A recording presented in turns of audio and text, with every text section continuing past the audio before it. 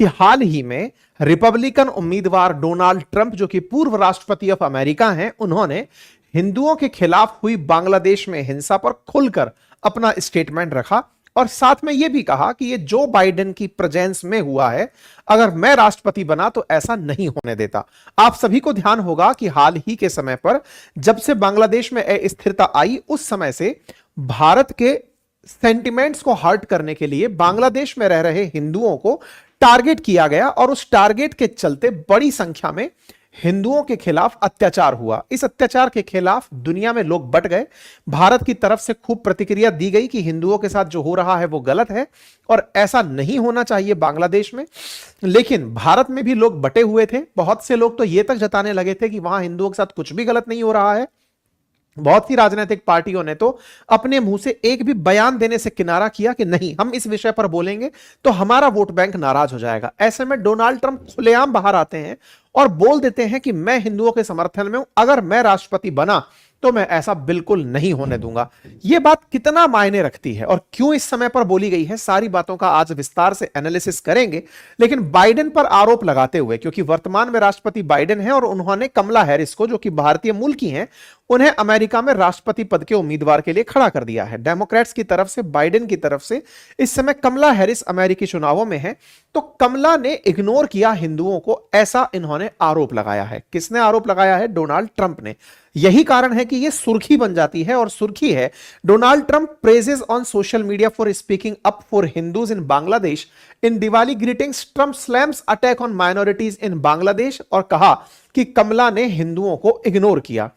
पूर्व राष्ट्रपति हैं ये और इनका सोशल मीडिया पर ये पूरा ट्वीट आप लोगों को मैं ब्रीफ में समझा देता हूं जो इन्होंने कहा है। क्या strongly condemn barbaric violence against Hindus, पहले नंबर पर इन्होंने हिंदूज को रखा। साथ में फिर कहा Christians and other minorities who are getting attacked and looted by mobs in Bangladesh which remains in total state of chaos. यहां पर इन्होंने साफ साफ स्थिति मेंशन की, बांग्लादेश के अंदर हो रहे हिंदुओं पर अत्याचार की, और साथ में कहा कि अगर मैं रहा होता तो ऐसा कभी ना होने दिया होता। Kamala and Joe have ignored Hindus across the world in America. तो एक तो ये इंपॉर्टेंट पॉइंट इन्होंने आरोप के रूप में यहां मंड दिया। साथ ही साथ इन्होंने ये कहा कि जो हिंदू अमेरिकन रह रहे हैं अमेरिका में, we will also protect Hindu American against the anti religious agenda. ऐसा क्यों?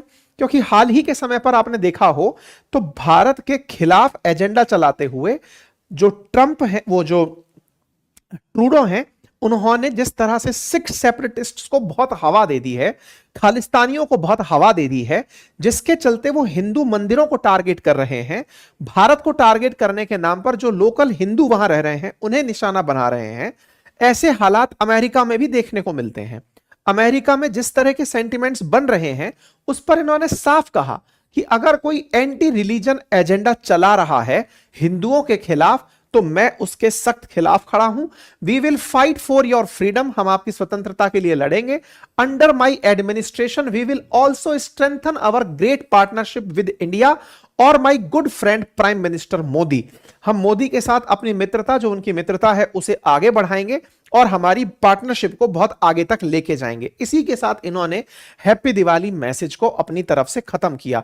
ट्विटर पर किया गया इनका यह ट्वीट जबरदस्त तरीके से वायरल हुआ और इसी के बाद बहस छिड़ गई कि क्या वाकई में अमेरिका के अंदर जो बाइडेन और उनके पीछे खड़ी कमला हैरिस, जो वर्तमान में उपराष्ट्रपति हैं, उनके शासनकाल में दुनिया भर में हिंदुओं के साथ अत्याचार हुए। यह बात बताने की आवश्यकता नहीं होनी चाहिए कि जब से शेख हसीना वहां से हटी हैं तब से लगातार बड़ी सुर्खियां हिंदुओं को लेकर है बांग्लादेश में कि किस तरह से बांग्लादेश में हिंदुओं के साथ अत्याचार हुए हैं।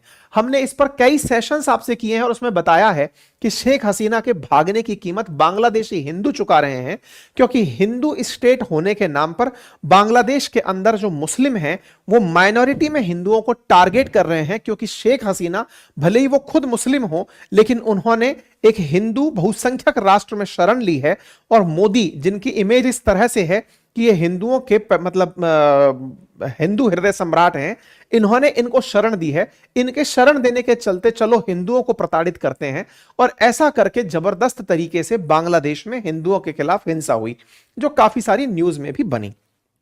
यह बात सत्य है कि दुनिया भर में जितने भी इस समय युद्ध छिड़ रहे हैं उस पर ट्रंप का साफ साफ स्टेटमेंट है और वो इन युद्धों में साफ कहते हैं कि अगर मैं रहा होता तो रशिया यूक्रेन इतना लंबा ना चला होता। और यह बात भी बहुत सही है। रशिया यूक्रेन के साथ साथ अब रशिया के समर्थन में जो लोग जुड़ते जा रहे हैं, ट्रंप इस बात पर बहुत मुखालफत करते हैं कि मैं पहले ही मामला सेटल कर चुका होता।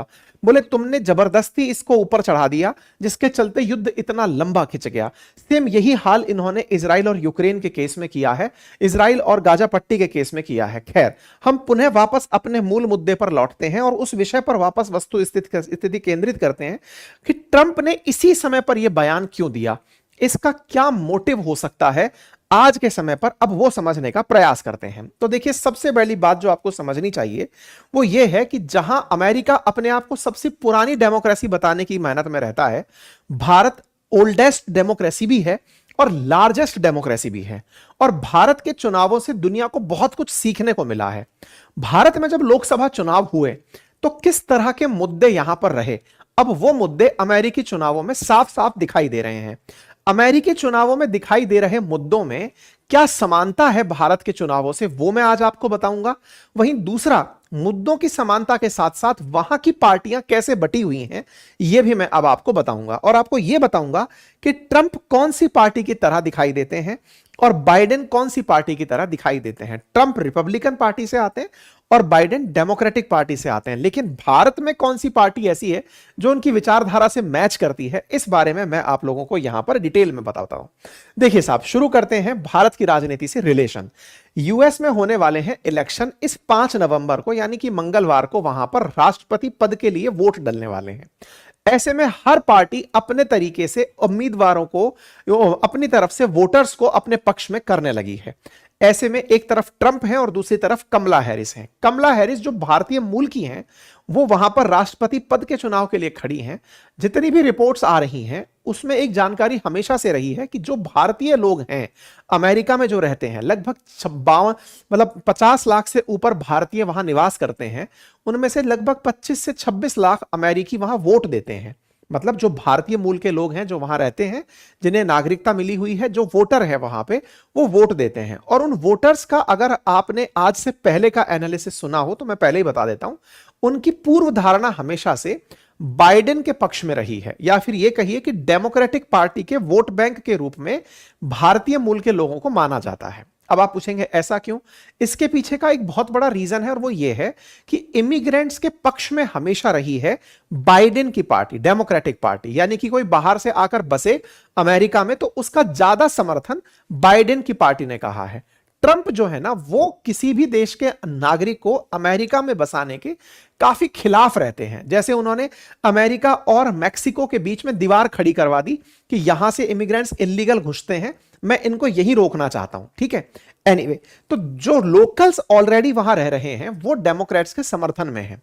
लेकिन हाल ही के दिनों में जो हिंदू वहां रह रहे हैं, उन हिंदुओं ने एक चीज ऑब्जर्व की और वो ये है कि बाइडेन प्रशासन बहुत सी चीजों पर चुप हो जाता है। जैसे बांग्लादेश के मुद्दे पर भारत के प्रधानमंत्री ने जब बाइडेन से फोन पर बात की थी तब यह कहा था कि देखो, हिंदुओं के साथ बांग्लादेश में गलत हो रहा है, आपका डायरेक्ट इंटरफेरेंस है तो उन्हें कहिए, मोहम्मद यूनुस से कहिए कि वो हिंदुओं के साथ गलत ना होने दें। लेकिन अमेरिका ने अपने स्टेटमेंट में इस बात का कहीं जिक्र नहीं किया। ये दर्शाता है, मैं सारी चीजें आपको अभी डिटेल में लेके चलूंगा, लेकिन कहीं ना कहीं अमेरिका में बाइडेन की पार्टी के खिलाफ लोगों के मन में एक अलग भाव उत्पन्न हुआ है कि ये लोग ठीक है, इमिग्रेंट्स के नाम पर हमें यहां पर आने का साथ दिए, लेकिन हमारे धर्म और हमारी जो संस्कृति है उसके खिलाफ ये हमेशा रहे हैं।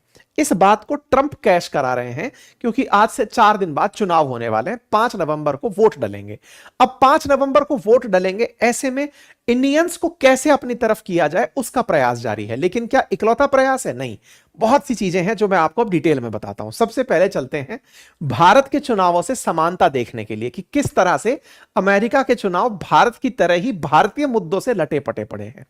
इस बार के जब लोकसभा चुनाव हुए तो राहुल गांधी जी के नेतृत्व में कांग्रेस और जो इंडिया गठबंधन था वो पूरी तरह यह सिद्ध करने में लगा था कि अगर मोदी जी प्रधानमंत्री फिर से बन गए तो तानाशाही आ जाएगी। भारत के अंदर एक ही मुद्दा था और वो था तानाशाही। बस तानाशाही, डिक्टेटरशिप आने वाली है, डिक्टेटरशिप आने वाली है।